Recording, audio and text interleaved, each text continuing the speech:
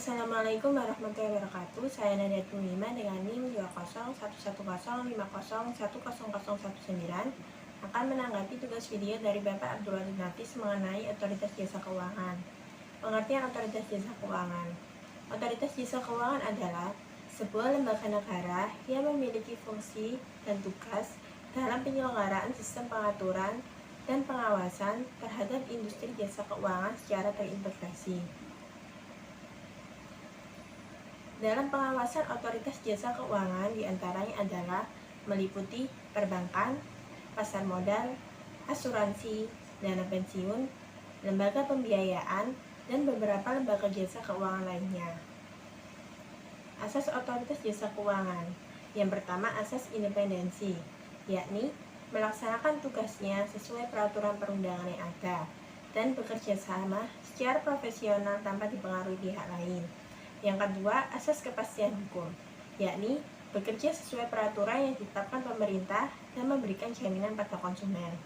Yang ketiga adalah asas kepentingan umum, yakni nasabah merasa terjaga dan terlindungi. Yang keempat, asas keterbukaan, yakni terbuka tentang tugas dan wewenang mereka kepada publik. Yang kelima, asas profesionalisme, yakni yang terlibat dalam mempunyai potensi yang tinggi. Yang keenam, asas integritas, yakni orang yang terlibat jujur, penuh etika dan tanggung jawab. Dan yang ketujuh, asas akuntabilitas, yakni yang dilakukan terencana, terlaksana, dan terdokumentasi dengan baik. Tugas OJK: mengatur dan mengawasi kegiatan jasa keuangan, baik di sektor perbankan maupun non-perbankan. Mengatur dan mengawasi kegiatan jasa keuangan di sektor pasar modal, serta mengatur dan mengawasi aktivitas jasa keuangan di sektor asuransi, dana pensiun, lembaga pembiayaan, dan lembaga keuangan lainnya.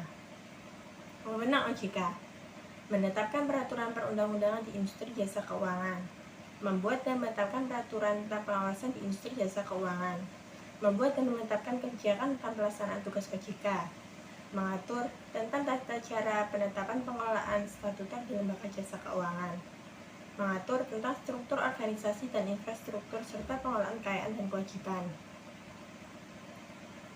membuat dan menetapkan peraturan perundang-undangan tentang cara pemberian sanksi terhadap peraturan perundang-undangan yang berlaku di sektor jasa keuangan, membuat dan menetapkan kebijakan mengenai tata cara pengawasan terhadap industri jasa keuangan. OJK dapat melakukan pengawasan, pemeriksaan, penyidikan, dan perlindungan konsumen, memberikan sanksi administratif kepada pihak yang melanggar peraturan perundang-undangan di sektor jasa keuangan, dan OJK berwenang memberikan atau mencabut izin usaha, pengendalian, dan penetapan lain dalam peraturan perundang-undangan. Sekian dari saya. Wassalamualaikum warahmatullahi wabarakatuh.